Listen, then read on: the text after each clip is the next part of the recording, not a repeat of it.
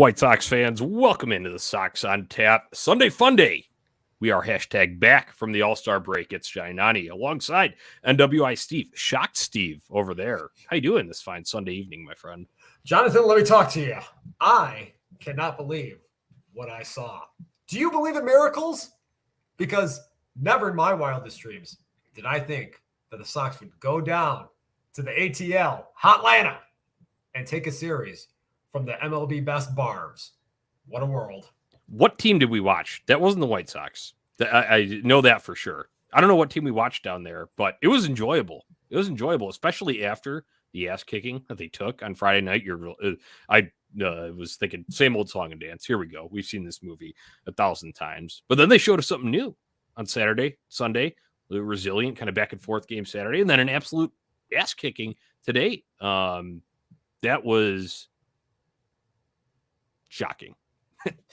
Yeah, I think I've jokingly kind of going into the series was kind of twittering and saying, will the Sox hold the Barbs to under 40 runs in the three games over the weekend here? And then Friday night they go out there, they lay that fucking egg, get beat 9-0, and you're just like, this weekend is just going to be as ugly as you anticipate. And then Saturday, just a seesaw game back and forth. And then today, like you said, man, they just went out there and they just put one on them. And I think collectively as a fan base, everybody's just kind of in shock right now that this is what we saw. And it's frustrating in a sense because we've been kind of waiting for this team to have a series like this against a quality opponent. We saw them beat up a couple of times against teams like Kansas City and Detroit, lesser teams like that. But to do this against a team with the best record in the league that has just been, on a 28-5 stretch, over the course of the last 6 weeks here. It's just wild to see. And honestly, it was pretty enjoyable. Yeah, incredibly enjoyable. And we'll kind of get into some of the nitty gritty there, but a little housekeeping first. Make sure you're subscribed on Tap Sportsnet on YouTube. Give us a follow on Twitter at On Tap Sportsnet and at Sox on Tap. Follow along there. Check us out on Facebook too. You drop your comments in there. Join the show and we'll feature them right below, right here. All right, Steve, a couple historic things happened this weekend. We talked about how shocked, just in terms of the brand of baseball that had been played before the break mostly, and then coming out against the best team in the league, like you said. But first wins in Hotlanta. How about that?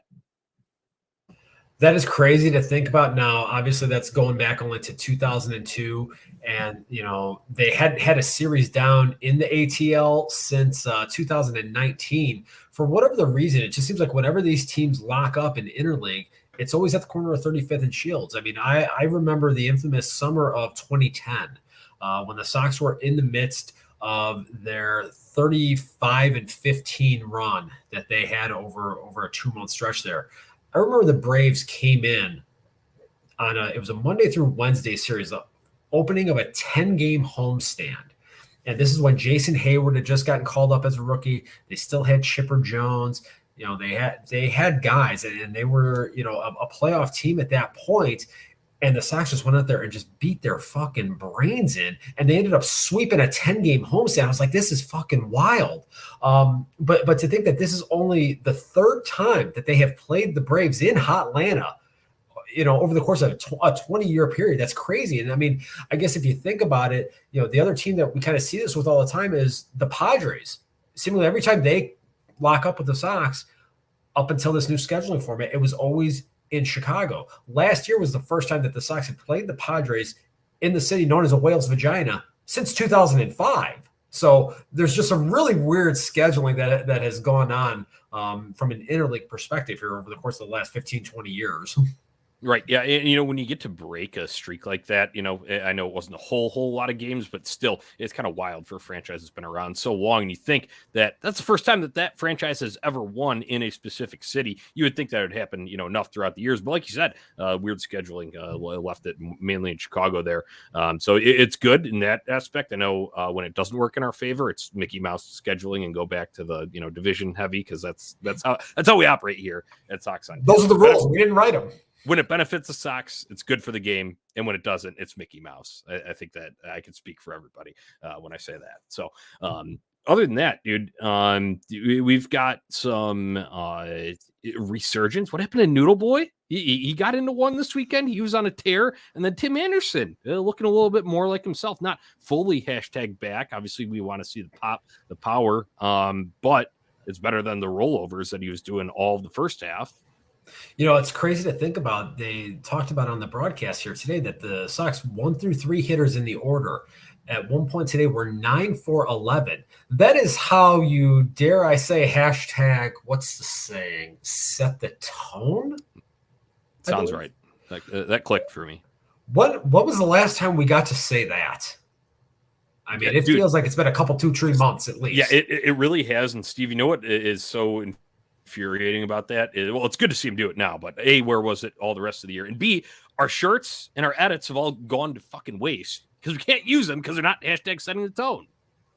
Yeah, it's really hurt us from a hashtag content perspective. I mean, there is no question about that. So if they can find a way here over the course of these remaining 70 games or 69 hashtag nice, however many games are remaining here, that would definitely be good to see. Sal, let me talk to you. Yeah. Noodle Boy, talk about it. I mean, listen, everybody knows how I feel about Noodle Boy. I'm not Andrew Benintendi. If you're not on the YouTube version, this is what we're talking about. So. I'm not backing off of my position here. He had himself a nice weekend. I will say that he's done some positive things since being inserted into that leadoff role here.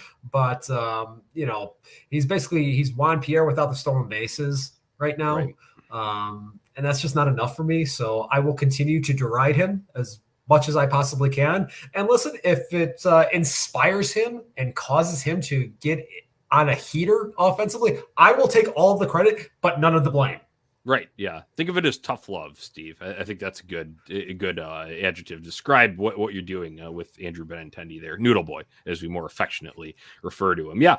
Steve, beyond obviously, getting hot at the plate, having himself a really nice series in the batter's box, out in left field too. I know his defense leaves a lot to be desired. He's not, I think if you go by AL qualifiers, I think I saw a post where he's pretty damn low on that list, like near the bottom. However, in a situational play on Saturday night, looked like he kind of juked out Ozzie Albies a little bit. And I thought that was a heads-up baseball play and something that we haven't seen nearly enough of with this team. I feel like when I watch MLB TV, the big inning is great too. I want to get to that later. But watching around the league, there's a lot of players that are real sneaky and crafty like that. And it feels like we just are never even in a position to do so. But he was on Saturday night, and that kind of kept the Ozzie Albies from scoring the tying run. He had to hold up around third, and then Kendall Graveman able to induce a double play to end that game. So I wanted to give Benny some credit for that little instance.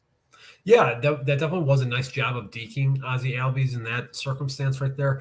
I know there was one resident White Sox Twitter mouth breather that was going, "Oh, why didn't he just catch the fucking ball?" But if you actually watch, he would have pulled Nettie Rosario if he tried to actually catch it. I think. Yeah, we saw plenty of that earlier in the game there from former Minnesota Twin, Cleveland Indian, AL Central Dick Face. Yeah.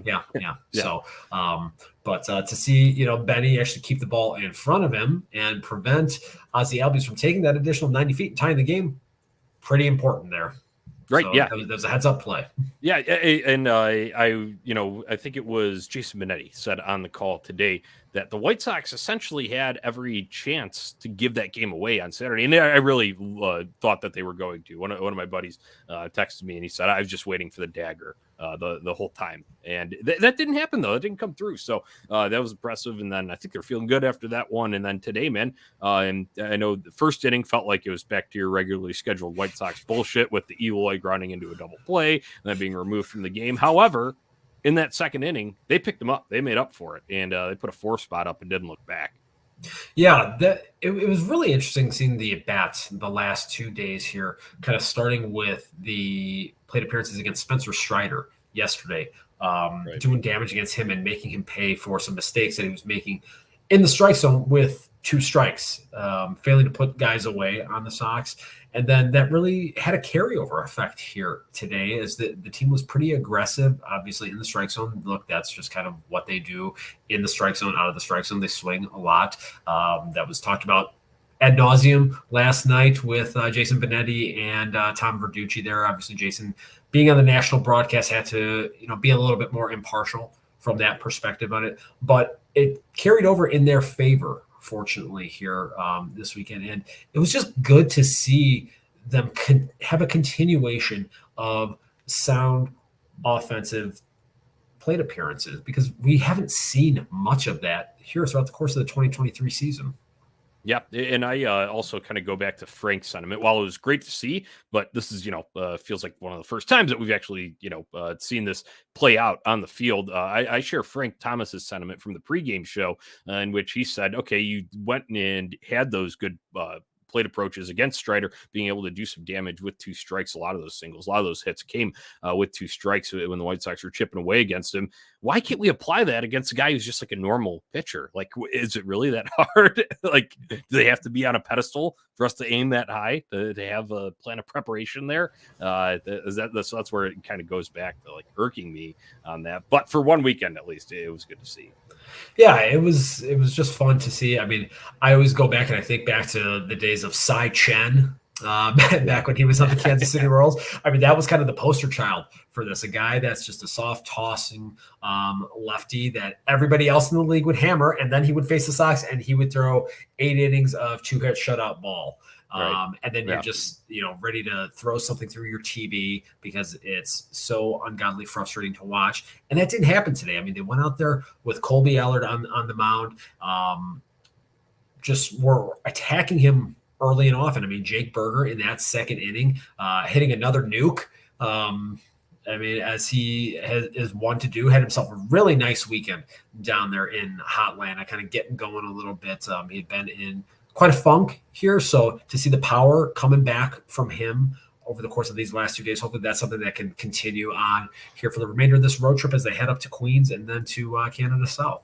Yeah, it'd be nice to see Jake Berger get on a little tear here. I feel like he kind of hits them in bunches, feels like, and I felt like he would always do that at home. I don't know why. You don't quote me on that. I'm sure he could stat head it and get the splits on that. However, it felt like it was always coming just like pull shots into those bleachers at home. Good to see him get going on the road here, and he did it in a number of ways. The oppo shot against Strider, it was a very good approach by him, taking what's given. Doesn't always need to pull the ball. However, when he pulls it, it's really sexy. That one to left center, that was, I love how Gordon and Jason described it. It really does just sound different coming off his bat. I know we get some of that from Luis Robert Jr. as well with the extremely high exit velos, but when Jake Berger puts all of it into it, I felt like that thing wasn't going to land when it first came off the bat, that home run in today's game.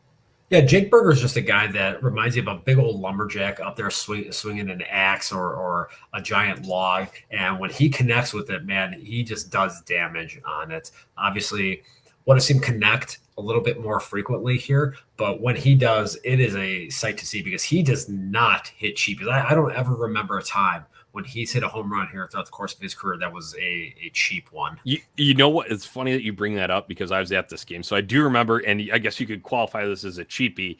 And of course, it was in the grandest fashion, in a walk-off fashion, in that game against the Tigers. Okay, I was at that one sweep, too. Yeah, for the sweep.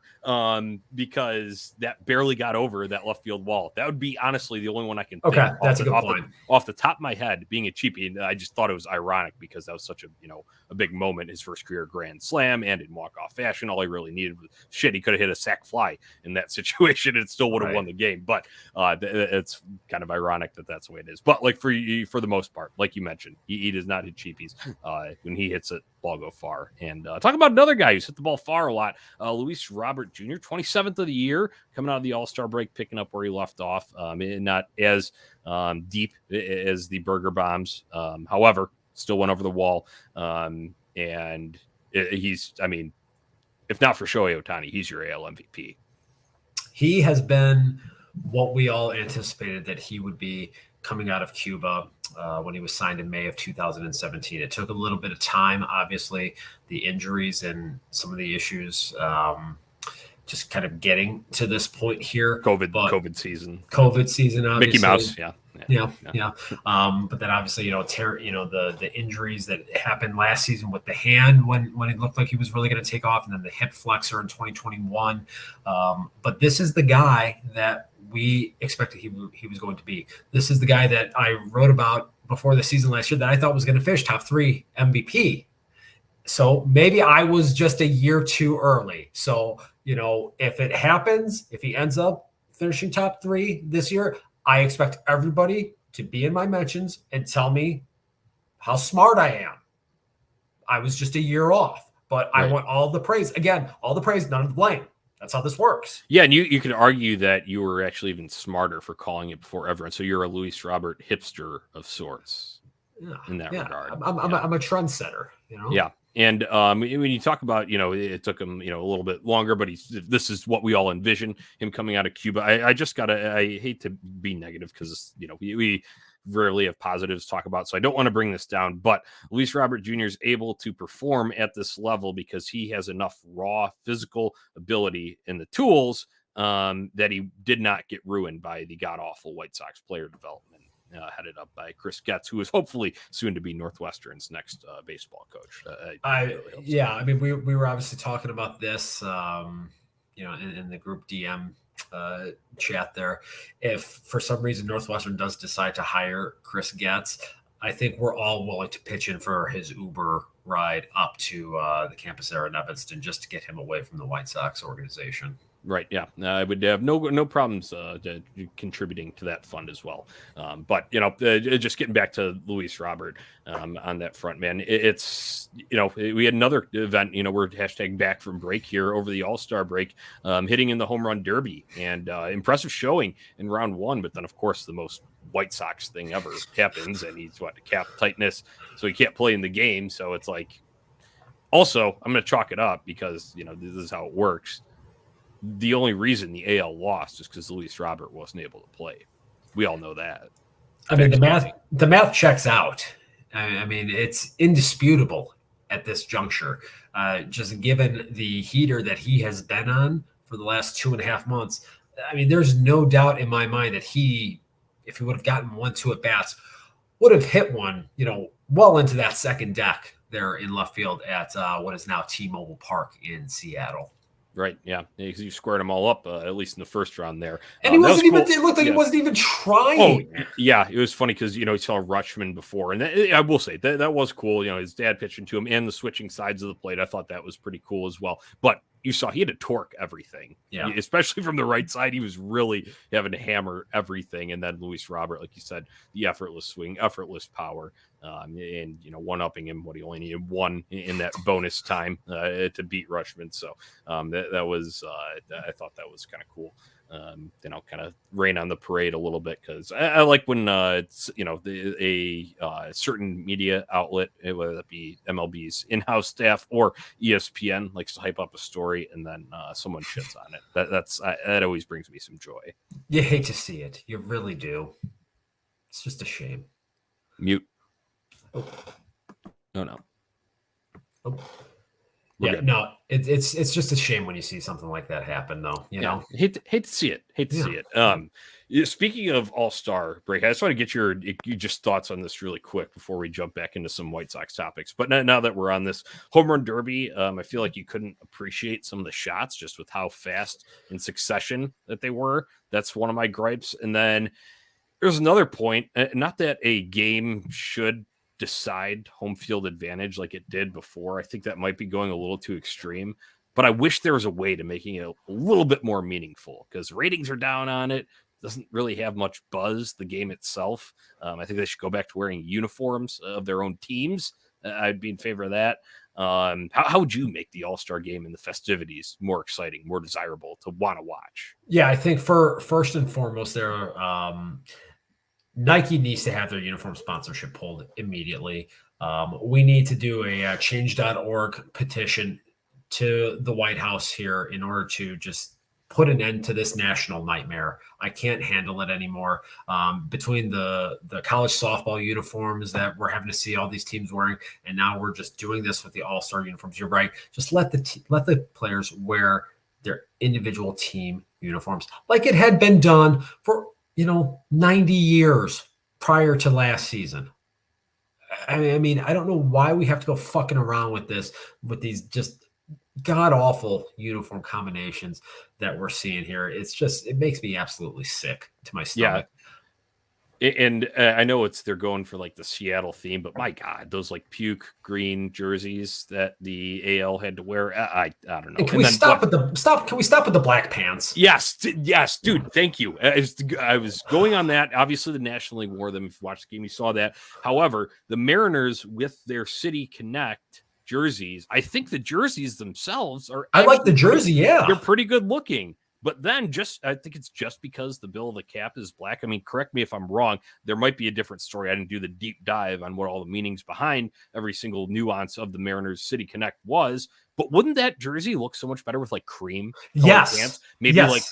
like that same blue that's on the jersey, just one piping stripe down the side. That might work. Yes. I think that would be really sleek. That's exactly what I was going to say. That's a perfect combination right there. You have that jersey with a cream pant with the stripe on the side right there. Boom, problem solved. I mean, I just don't understand why we have to overcomplicate this thing that much. And it's funny, you look at all these different city connecting uniforms. Remember last year when the Rockies were doing Right. like this whole like all green thing? They're not even wearing the green pants anymore. That's how awful those things were. They're just wearing regular Yeah. white pants now with those. Yeah, once again, the jersey, I think, unique to the city. It's the area itself, but yeah, like you said, some disastrous choices, especially on the lower half of those uniforms. But we're talking All-Star game here. Bring back teams, players wearing their individual team uniforms, because guess what? It's all gonna be white. It's all gonna be gray on one side, and like you said, did it for years. And I think the pictures look really cool when they get like team picture out there, like some of those old All-Star games too. Those are some really good visuals on that. Beyond that, anything else that you change? I mean, I like I said, I don't think it's fair to a team that wins like 108 games if they're not getting home field advantage just because their league lost the Midsummer Classic. But there's got to be something we can do I to make think this a little more interesting. okay. Some people have spewed World versus USA. I don't know if that would work. That's kind of already World Baseball Classic gets that. So I don't know if that's the route. But I was wanted to open it up to you if you had any ideas for the game itself. Maybe what they could do is, instead of announcing like where the All-Star games are going to be several years in advance. So, the National League wins this game this year, then National League gets home field in the All-Star game next year. So like you have two cities kind of hanging in the balance as far as where the All-Star game is going to be the following year. Right. Yeah. I mean, maybe something like that. I don't know that that's going to add a whole lot of juice to it. I don't know that the players are going to approach this the way that they would have, in the 60s, 70s, and the 80s. I just don't think at this juncture it has that meaning to it. I think especially with interleague play happening every day, it's kind of diluted the All-Star game a little bit from that sense of it. I mean, there used to be that sense of National League and American League pride. I mean, each individual league had their own league president, and it was a much bigger deal back then. So I'm not sure you can ever really get back to that. But like I said, maybe if you do something where whatever team ends up winning, they have a city that then gets to host the All-Star game then the following year and have home field in that All-Star game. All right, I like it. Good. I didn't really have any suggestions beyond it, so I just wanted to open it up. I think that interesting one there. So, moving on from one, mile marker in the baseball season to the next trade deadline coming up. White Sox have a number of names that could be on the move. Our guy NWI Steve here bandied about it a little bit over at a website known as ontapsportsnet.com. Steve, fill us in. Who are we talking about? What are we talking destination wise, return wise? Floor is yours. All right. Basically, what it comes down to right now is I think the Sox have two likely pieces to end up getting traded. Both of them are in the starting rotation. Lucas Giolito obviously being the primary candidate and the most talked about one. I think speculation has really started to ramp up here over the course of the last couple of days with the conclusion of the All-Star game and the MLB draft that took place on Sunday. Looking at this thing realistically, Giolito, outside of Marcus Stroman and maybe Blake Snell, if the Padres decide they want to start to try to divest themselves a little bit with how bad their season has gone, Giolito would be either the second or third most appealing starting pitching option out there on the market. So the three teams that I really identified and really honed in on my piece, and really, if you look at the articles with Giolito and Lynn, all six of the teams that I outlined have a need for starting pitching. Lucas Giolito fits in all six of these teams in particular. But from the White Sox perspective here, because he is their most valuable trade commodity, they really need to try to maximize this return. And so this is where the three teams, the Orioles, the Dodgers, and the Cincinnati Reds, I think, are the three primary targets, because those are three of the five top farm systems in the sport. Obviously, you could certainly make a case for the Tampa Bay Rays being in there as well, and the Arizona Diamondbacks. But those three teams, I think, have the most glaring needs for Giolito, given the Dodgers and their injury problems that they're having here right now. They're not getting a lot of length out of their starting rotation. The Orioles just are not getting quality from their starting rotation, and the Reds are not getting quality or length out of the starting rotation right there. So all three of those teams have glaring needs, and Lucas Giolito is the type of guy that could really change their playoff trajectory. Especially, you think about a team like the Orioles right now. They are actually a game in front of Tampa Bay in the loss column now. They're only one game back. Think about this. Tampa started the year 13-0. Everybody thought that AL East was done and over with. How important is it to win that division, get that first round bye so that you can save yourself some bullets during the month of October, especially for a team like the Orioles that haven't made the playoffs since 2016. If you can get a chance to win your division and get that bye, that is huge. And Lucas Giolito can be the type of guy that can really push that over the top. And then the piece I wrote today with Lance Lynn, kind of the same thing. And the three teams that I identified most with him, the San Francisco Giants, the Arizona Diamondbacks, and the Tampa Bay Rays. And unfortunately, Boob Nightingale reported that the Rays have had conversations with the Sox about Lance Lynn.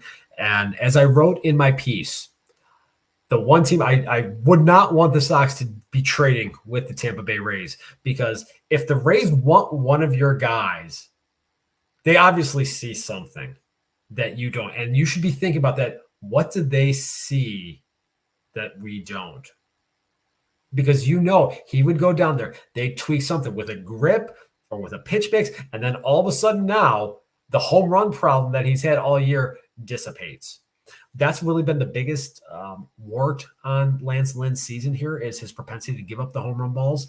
You look at the two teams out in the NL West, the Diamondbacks and the Giants. Both teams right there are in pitcher-friendly parks, are not surrendering home runs at great regularity, well below league average here in 2023 and over the course of the last 3 seasons. So that's the type of thing that could really help Lance Lynn rebound here for the remaining 2 months of the season. With the Dodgers now firmly in first place, having a full 2-game cushion, the Giants now leapfrogging Arizona into second place, a half game separating those teams right there. You got 3.5 games separating these 3 teams right there. If 2 of those teams end up getting starting pitching reinforcement right there, that could really alter the final 2 months of that race out there in the National League West. And it's a good position for the Sox to ultimately be forcing those 3 teams to have to bid against each other.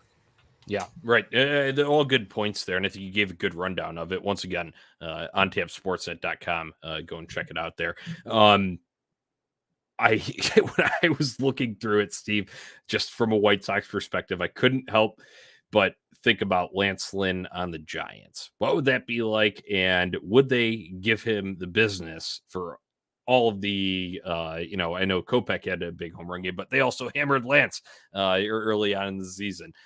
Thinking about some of those other places. To that point, though, I think what you said there is pertinent, that the spacious Oracle Park, it would give him some relief from the propensity for the home run ball. So interesting destinations there. Any predictions? I know you kind of just outlined, landing spots and stuff like that. And any predictions about where these guys might actually end up when it's all done? Yeah, if I'm going to make predictions, I actually think the Giants match up the best and is the most ideal situation for Lance Lynn, just given the inconsistency that he has had this year.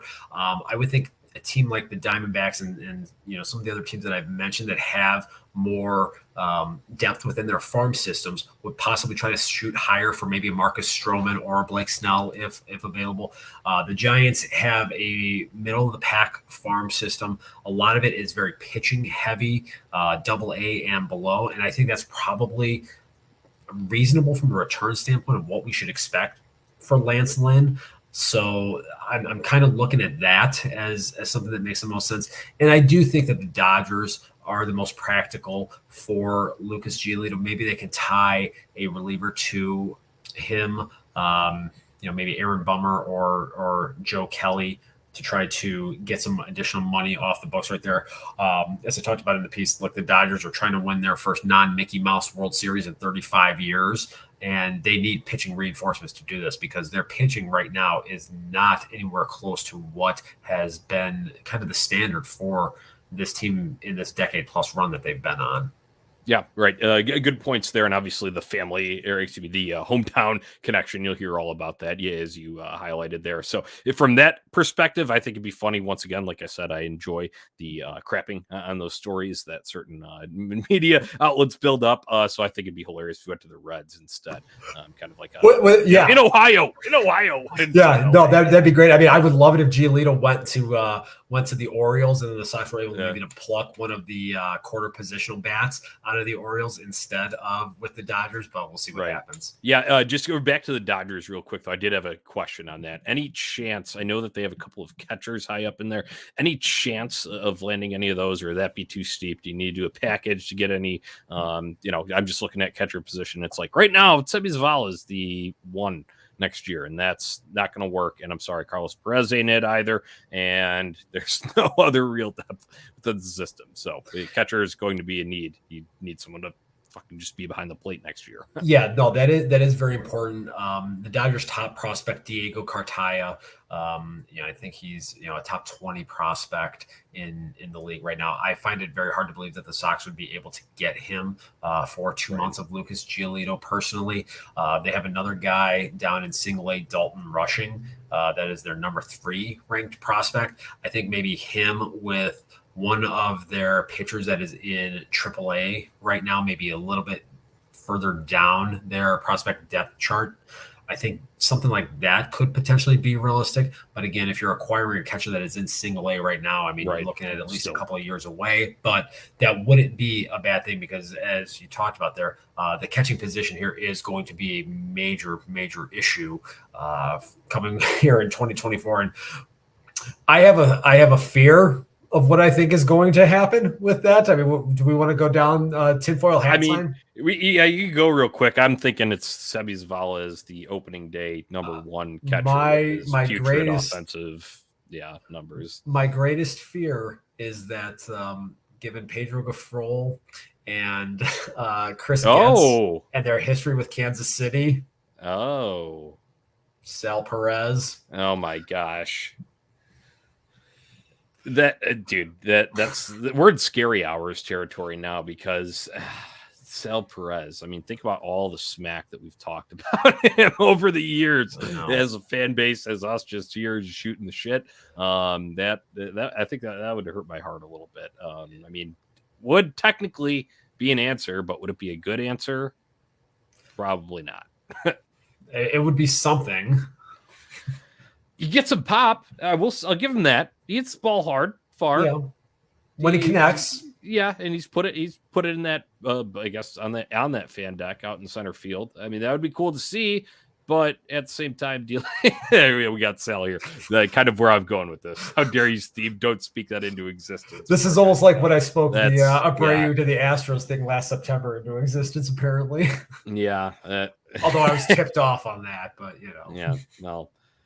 Dude, yeah, that's a good tinfoil hat time. That's a spicy one there. So we'll leave it at that. The Sox are gonna have to figure out catcher, but there's still got to see what returns are for guys, and then if there would be. I know the free agent crop is not promising in terms of catching market. However, you could always pluck a veteran if you're doing the stopgap bullshit, which is probably pretty likely. That's so White Sox. That's so White Sox. All right, a couple other names. I know you touched on starting pitching in your posts over at ontapsportsnet.com. Once again, go check those out for more on Lance Lynn, Lucas Giolito, potential landing spots, trade partners with the White Sox.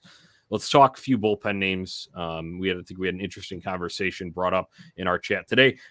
Keenan Middleton, would you trade him off here? I know it's reliever, only the expiring contract here, or would you keep him and then look to sign him after this? I think in this current environment right now, with where this team is and where they're heading in their competitive cycle, I would move Keenan Middleton, especially again knowing that he is going to be a free agent at the end of the year. If he likes it here, you could always re-sign him and bring him back. I know that doesn't happen very often, but I'm generally 9 times out of 10 in the camp of you trade the reliever. So right. It's so volatile, man. Right. From year to year. And we've seen this. Look at Ronaldo Lopez. Yeah. Jimmy Lambert. Yeah, James Lambert. Another guy. Man, look, I know some dope at On Tap Sports that was writing articles about Ronaldo Lopez being a potential closer candidate. What an idiot! Oh, what a loser! A moron. Yeah, just speaking to that volatility there, that was kind of my, obviously there's the expiring contract, just a bit there. That's why he's a candidate in the first place. But I have just this fear that he has been too good to be true this year, because guys don't just emerge like that and keep it up. That's the thing with relievers. I feel like it's a year-to-year thing. Shit, we've seen even look at someone like Craig Kimbrell. I mean, when he came here, everyone thought he was cooked, done.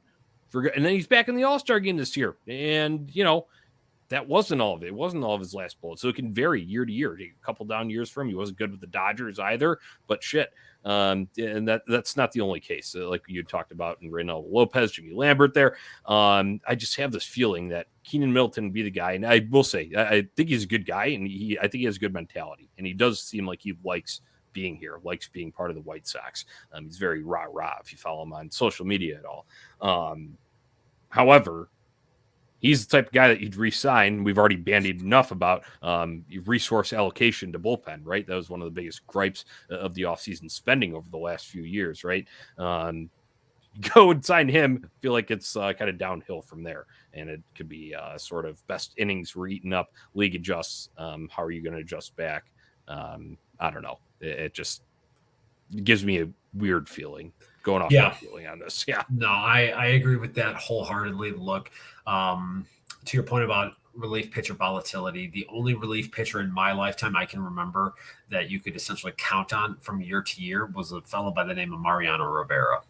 Right. All the rest of them from year to year, you kind of don't really know what you're going to get. I mean, you have ones that will be still good. You think about Craig Kimbrell's run when he was with the Barbs, then, going to the Padres and then the Ginger Sox. I mean, he had a very long run there, an extended period of time where he was, a top-notch guy, guys like Troy Percival and others. I mean, even you think about Bobby Jenks, you think about him coming on the scene in the second half of 2005, locking everything down, being the guy to get the most important out in the history of the franchise.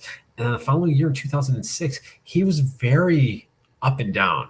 I think he blew, I want to say 7 or 8 games that season. And you look at, that could have potentially been a difference between that team getting back into the postseason the following year to defend their championship. And then next year, 2007, on a team that went 72-90, he set what was at the time a record for most consecutive hitters retired.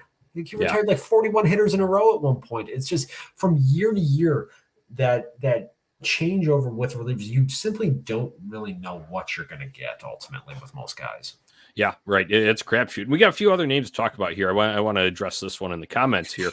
Sal says Steve wants to get rid of Code Jelly. That's right, Joe Kelly. Been a while since we heard about him, but he's supposed to come back sometime during this upcoming Mets series that's running midweek here for the White Sox.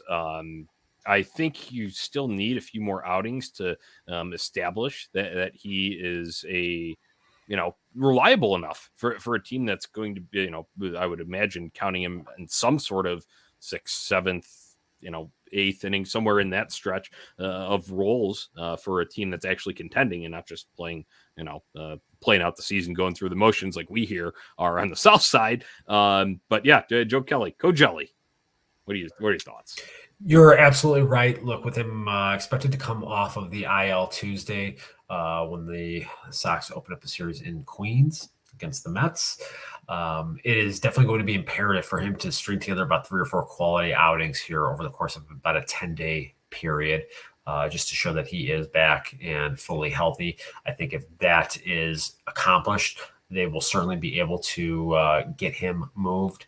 Teams are always looking for bullpen help at the deadline. That is one thing that you can, the say, I always think death, taxes, and teams needing relievers at the deadline. Yep. You can always count on that. So if he can go out there and show that he is hashtag back and healthy, yeah, you absolutely move him as well. I think, the funny thing is this season has really kind of shown with Keenan Middleton and Gregory Santos, it's really exposed a great flaw in the way the White Sox build their roster with going out signing guys like Joe Kelly, Kendall Graveman, and just allocating all the money to the bullpen that they have over the course of the last couple of seasons. And you look at these are 2 unheralded guys that were non-roster invites that have really been their 2 best relievers all season. And that is an approach that this team should be taking more consistently. They should be signing 4 or 5 of these guys every single year to these non-roster invites. Look, most of them aren't going to work, but you can find lightning in a bottle enough to where that is how you can build your bullpen. So that's the way you can actually allocate your resources to positional depth. I know that's a new concept in these parts. We don't do that here. Just a thought. Look, I'm going full tinfoil hat time, not. Yeah, we're getting off the rails for White Sox purposes here. But you talked about the lightning in a bottle. I think a perfect example of that is Gregory Santos here. I would be more inclined to keep him though. That's looking at contract status. He's only 23 and he's just coming up on ARB years, I believe. That was a good pluck. We very rarely even have to do this, but I will give credit.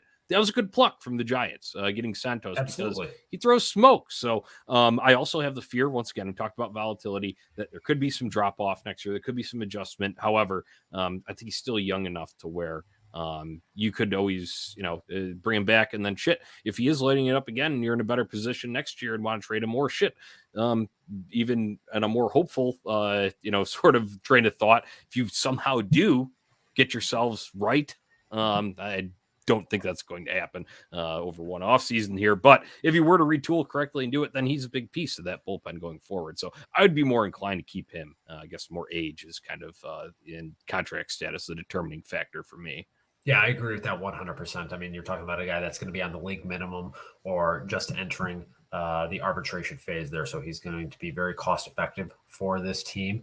And you think about some of the contracts on some of these positional guys, like Yohan Moncada is going to make $24 million next season. Yeah. I think Eloy is going to make $18 million next year to, be tweaking his groin pretty regularly. So you got to find some cost efficiency wherever you can. Yeah, right. I agree with that. Last one here I want to get to Kendall Graveman, the de facto closer with Liam Hendricks obviously being out to start the year and then, only a brief stint back on the IL now. But Kendall Graveman's done his job. He's done it well. I know the peripherals aren't, perfect, but hey, some guys are just able to do it and get outs, and he's been reliable. So say what you want about his contract. It's finally coming to an end here, so that puts him in a position to move. But I'll give him props for most part. He's done his job when called upon. So, yeah, he's been fine. I mean, he can be frustrating at times because he nibbles a little too much. We talk about this through text all the time that, he'll go out there, he'll get a guy 0-2, and the next thing you know, it's 3-2 right away. Right. And it gets very annoying. But for a team that is not going to contend, they don't need a closer setup man making $10 million. Yeah, right. You just don't. Yep, I agree. So if you can move him, absolutely. Yeah, right. I'm on that same train of thought there. We'll see what happens. Trade deadline coming up. That's August 1st. Stay tuned on tipsportsnet.com. We'll have a lot more on those developments as they roll through. All right, Steve, I kind of want to open it up here for the last, a little bit here. We're getting close to closing Sunday Funday down. But I just had an epiphany, and this season will ultimately go down as a tragedy. We all know that. It's kind of been that way since the losing streak in April. We all knew it. But instead of viewing it like that, I know in the long run that's how it will be viewed. On the day-to-day grind of this, you got to treat it as a comedy. And you got to find, like before, I would just, instead of getting like really pissed off when they let up a lead in a ridiculous way and fashion the only White Sox can, finding new ways to lose games, so to say, I stopped going to anger and I just went to laughter. And that made things a lot better. I don't know about you. I think that's an approach that I'm going to have to try to take here over the course of these remaining 2.5 months that we've got left in this season. The anger and rage phase of the season is still well within me. I don't know if that's just. I think it's always going to come out, but you got to try and find your moments. Like, when we're booting the ball around against the A's and shit like that. Like that's just like where it's sad, it's pathetic, but at the same time, just laugh. It's like, how bad can they be? Melt down, find new ways to lose games. That's literally what they do. I mean, look, for me being a ski, anger and rage is an emotion that I know very well. It's in fact probably my greatest emotion. Serenity now. Thank you, Sal. Thank you. Oh yeah, this is a tragedy. It's a farce. But you know what they say now? Serenity now, insanity later. Yeah. I got another one on the comedy aspect here. Our guy Matt, it's comedic how people think the series means they have a shot. What are you talking about? We're back, so back. Come on, that was the best team in baseball. It's by the transitive property. We're the best team in baseball. We are a better second half team than the Braves. It's funny. I had to stop over at my parents' house earlier today, and my dad, in classic fashion, goes, they won 2 out of 3 games against the best team in the league, so therefore that means the Sox are now the best team in the league, right? I go, well, right? Yeah, those are the rules. That's how it works. I mean, it checks out. Yeah, yeah. It's. On this front, I just had a couple of notes that I was jotting down of these instances, and it's like you're shocked when they actually do play with some #fire, passion, grit, TWTW. It's like, where the fuck was this all season? That's where I'm getting back into the rage, the insanity that you talked about. But it's like I'm looking at I remember last year Jay Kuda made the video of all the bloopers of the White Sox season, so to say, a bunch of errors. I think it was kicked off with Gavin Sheets bobbling the ball in that massive meltdown against Cleveland back last May. And there were just a number of other ones in that. I wonder if he's going to do it again, because that's kind of comedic content that I'm going to need to stomach the rest of this thing as we ride it out here. That will definitely help us get through this. And I think our buddy Sal here made one other very astute point that will help us get through this. When he said all he wants is to beat the shit out of the Twins. I think that is a sentiment that everybody within White Sox Nation can get behind. Everybody, and I mean everybody, knows how I feel about those shitbags from Canada South. Yeah, that'll be coming up this weekend. Obviously, the little 3-game trip up to playing the Mets in the Big Apple there, and then going to Minnesota. So I think we're gonna have to break out the Kirby Puckett statue picture, Steve. I think that's in line for those are the rules. I didn't write them. Yeah, I agree wholeheartly. I just want to beat the shit out of the Twins too, because while we should be on top of this division. I mean, we know that, and it's pathetic that they aren't, especially at the state of it, how bad everybody is in it. Hey, the only thing we can do now is beat them when we play head to head. So I think that's a driving force here for the second half. How else are we getting through second half? A lot of booze. That's pretty standard. I enjoy the fire, passion, grit, TWTW that Zach Remillard brings to the Lard, dude. Just on him, what a he became a joke in terms of us just seeing him all the time in spring training games. So it was like Cactus League legend, AAA legend, Charlotte Knights legend, Zach Remillard. But hey, major kudos to that dude for making the most of it when he gets a shot. I know you wrote about him too, Zach Remillard, 29-year-old rookie. But hey, that is a reason for me to watch and tune in because I want to see that guy do well. He's one of those guys that is kind of a testament in perseverance. He's 29 years old, finally getting his chance here. He was drafted out of Coastal Carolina in 2016, a team that won the national title when he was playing down in Myrtle Beach. The site of other baseball legends like Kenny Powers, when he played for the Myrtle Beach Mermen. But, for somebody that toils in the minor leagues for that long, it's so easy to just give up and say, you know what, I tried, I got drafted. I got as far as I could and he stuck with it. And look, his time in the major leagues might be coming to an end very shortly. Nobody knows. I mean, the average, time frame that guys spend in the majors just isn't particularly long, especially for somebody with his age that was in the minor leagues for the length of time that he spent in it. So go out there and enjoy it, savor it. I mean, these are literally going to be the best times of your life. He's going to be able to look back on this someday and tell his kids and his grandkids, yeah, I made it to the major leagues. I wasn't a star by any means, but I got there and I had a couple of memorable moments in there. And that's something that I know I would kill to be able to have. I feel like most people watching and listening to this would be in that same boat. So you just got to really tip your cap to him. And it is kind of a fun story to see as long as it continues. I'm loving all these comments here. Matt says, Zach Remillard for Shohei. Why not? Sign me up. Who says no? I don't know. And then he's the veggie burger boy. And then Sal chimes in, is he our Max Muncy? There you go. There's your next column, Steve. We found it there. I mean, look, that could be the comp right there. Who knows? Yeah. All right. We are winding down here on Sunday Funday. Thank you, everyone, for tuning in. I've got 3 last thoughts, Steve. One will start White Sox specific, and that is going down to the minor leagues, the farm. Noah Schultz. Hey, there's some nasty stuff coming out, videos that he was throwing down. It was the Kannapolis there, where he's throwing. Yeah. And I enjoyed it thoroughly because he had some swords. He had the one where he was making the guy, turn away and the slider drop back over the plate. That's good to see from the White Sox first round draft pick from last year. But while I was watching those, this is how White Sox we've gotten, Steve.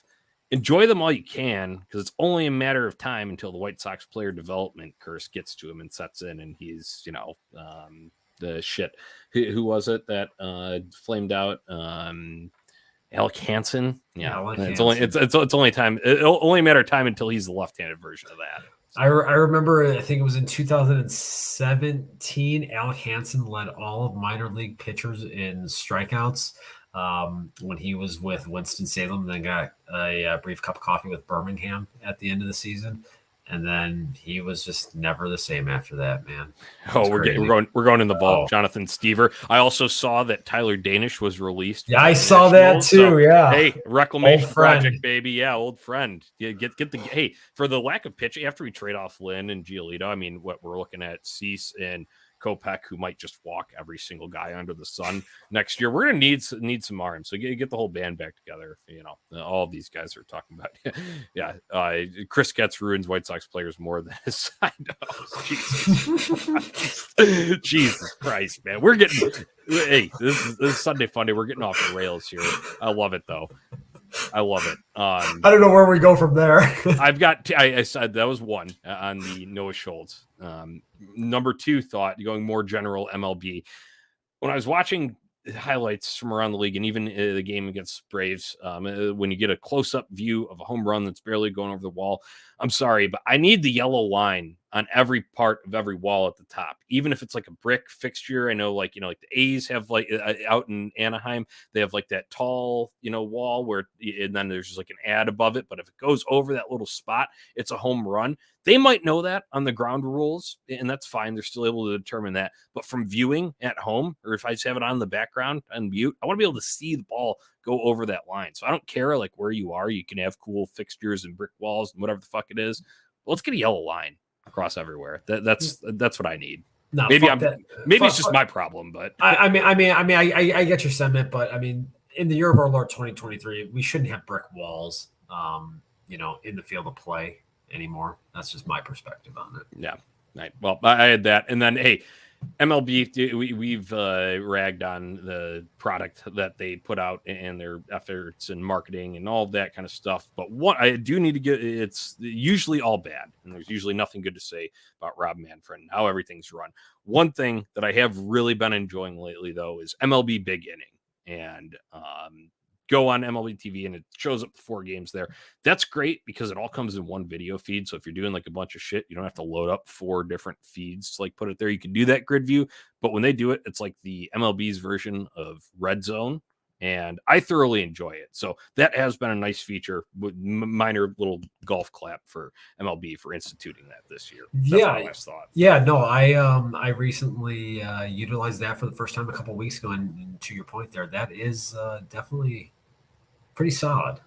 I enjoy that. As somebody that typically has, a laptop with 4 games going on at once, and then my 2 TVs set up, to be able to have those 4 games going on the TV right there. I mean, that's pretty nice.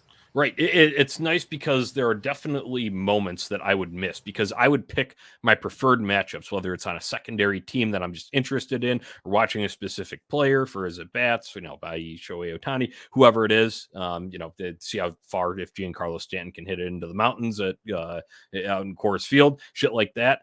There's some things that I would miss in other games, great diving catches or whatever, and you wouldn't be able to catch up on it until you watch the quick pitch later. But it's cool to see some of that shit live. So I just wanted to shout out MLB Big Inning. I feel like that it was kind of slow for me to get into, but now that I'm into it, when I'm like, feel like I'm find myself checking the schedule every day. Because if you go on like the MLB TV, they have a little tab for it, and it tells you when it's going to start and when it's going to end every day. I wish they'd run it a little bit longer so you can catch the end of some of those later games, but I understand they're getting the majority when most of the games will be on there. So that was my final thought here. You got anything? Yeah. No, that's definitely a good one right there. I'm a pro MLB guy. Extend Manfred. That's exactly what I said, Sally. You got me.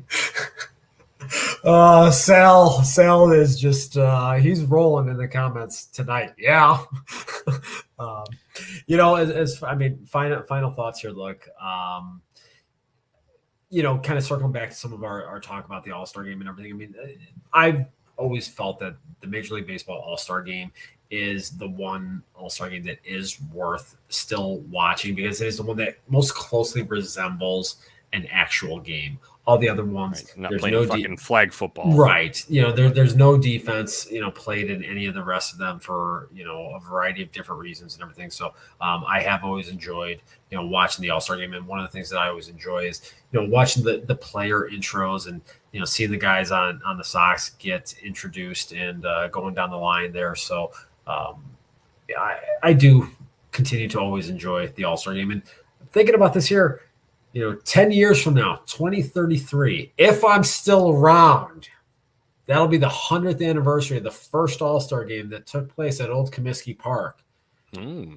Now, Rob Manfred is up for re-election for commissioner.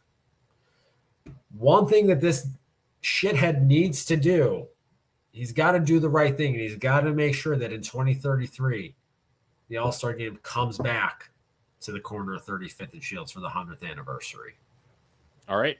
I like it. Yeah, I like it, Steve. I think that's a good moment to close out on as we are #back from break here. Thank you, everyone, for tuning in to Sox on Tap Sunday Funday. We had a great session in the YouTube comments here. Thanks to everybody who jumped in. Make sure you're subscribed on Tap Sportsnet on YouTube so you don't miss a show and you can join the conversation in the future. Also, like on Facebook, and you can drop comments in there. Unfortunately, can't see them from Twitter, so go to those two if you want the comments up on the screen here. Other than that, go give us a follow on social media. at Sox on Tap and at On Tap Sportsnet. And check out ontapsportsnet.com for all your Chicago sports literature and podcasting needs. Steve, that'll do it. Until next time, White Sox forever. White Sox for life.